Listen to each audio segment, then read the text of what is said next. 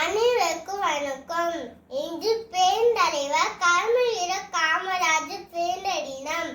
அவர் 1903 ஜூலை 15 பிறந்தார்.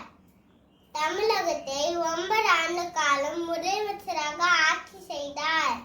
பள்ளி மாணவருக்கு இலவச மடியவன் திட்டத்தை வழங்கினார். 12,000 புதிய பள்ளிகளை திறந்து வைத்தார்.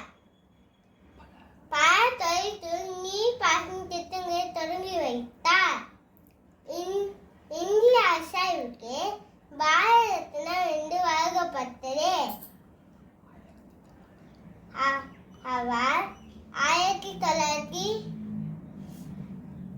அக்டோபர் 2 75 வயதில் காலமானார்.